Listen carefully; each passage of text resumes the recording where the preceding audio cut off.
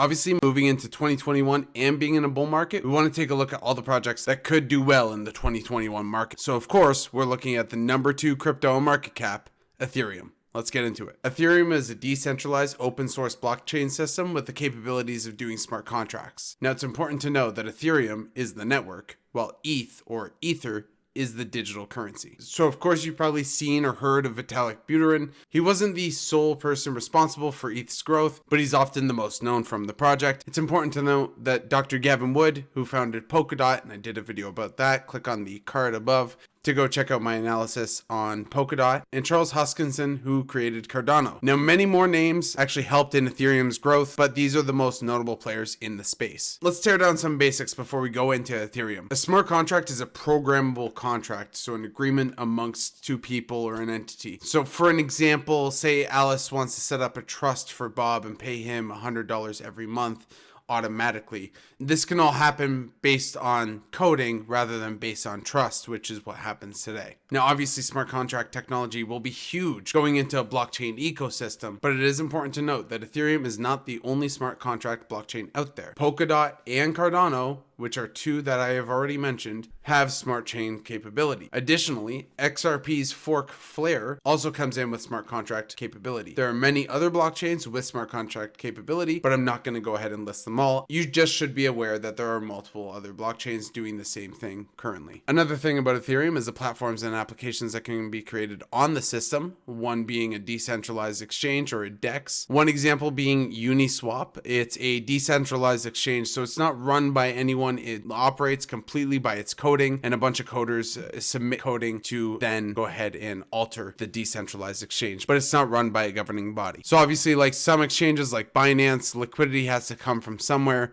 but with a decentralized exchange, liquidity comes from people providing liquidity or just depositing their funds into pools to gain interest on the fees of each trade. Honestly, that's as much as I want to get into in this video. Subscribe because I'm going to be making a video more about decentralized exchanges and DeFi. On the topic of decentralized applications, one issue that happened in 2017 was a decentralized application called CryptoKitties had completely congested the Ethereum system. Now, you might think that an application called CryptoKitties is relatively harmless, but it was creating thousands of transactions and ended up clogging the entire network. You might wonder if Ethereum has this problem with scaling and can't manage too heavy of applications. What's the solution? Well, that's where Ethereum 2.0 comes in. Ethereum 2.0 transitions the crypto from proof of work to proof of stake. Proof of work obviously being the miners, and then proof of stake where you have pools of stakers staking their Ethereum to generate more. Currently, Ethereum 2.0 is in the process, and any Ethereum locked up until this period is locked up until the hopeful launch of Ethereum 2.0. Ethereum 2.0 also brings an update to sharding. Sharding essentially would work that transactions would operate in individual shards rather than the whole blockchain. Basically, sharding allows to spread the workload and transactions and make sure that everything's not all bundled up into one big working order. That's the simplest way to explain sharding. If you're familiar with how some video games possibly do sharding, it's probably similar to that, where transactions are just lumped into smaller groups rather than one bigger group. Just a shout out here, Zilliqa is an interesting cryptocurrency that has sharding enabled. So far, the crypto has made a lot of splashes, and subscribe because I do plan to make a video on Zilliqa in the next few weeks, so don't miss that. So let's talk about the tokenomics. There's currently 114 million Ethereum. There is no limit to Ethereum, but as more people stake their ETH, less Ethereum is going to be traded on the market. So you can expect that some scarcity is going to come with proof of stake. The current market cap is 82 billion, and it's up about 452% for the year. So it's definite that Ethereum has a lot of potential.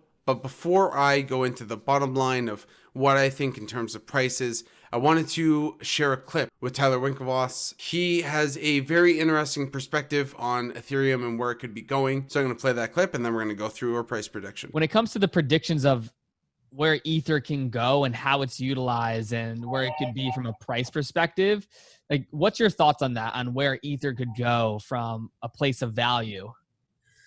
So I think it's very high.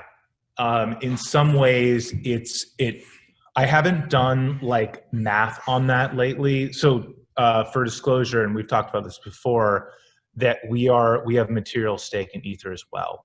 Yeah. Like you mentioned earlier, the media loves Bitcoin because it's Yeah. easier for consumers or readers to understand that, and they harp on that, and that makes sense. But what's less talked about and less known is that we are huge fans of Ether, or Ethereans, if Yeah. you will, in the slang.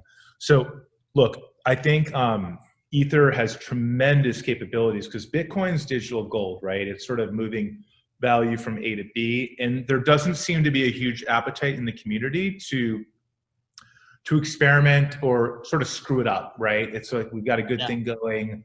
Let's not run too fast. Let's not be too exotic. Whereas Ethereum is like it's a decentralized operating system.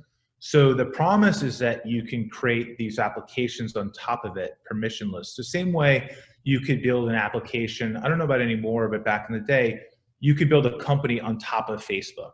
So companies like Zynga, which actually IPO'd and was worth, I think, at least $1 billion, was a company built on top of Facebook.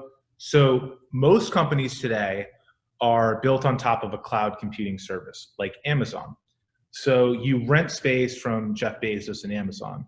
Ethereum is a decentralized Amazon where you can build your applications there, and you run the computing power by owning Ether. Instead of running your credit card through Amazon Cloud, AWS Web Services, you just pay the network in Ether.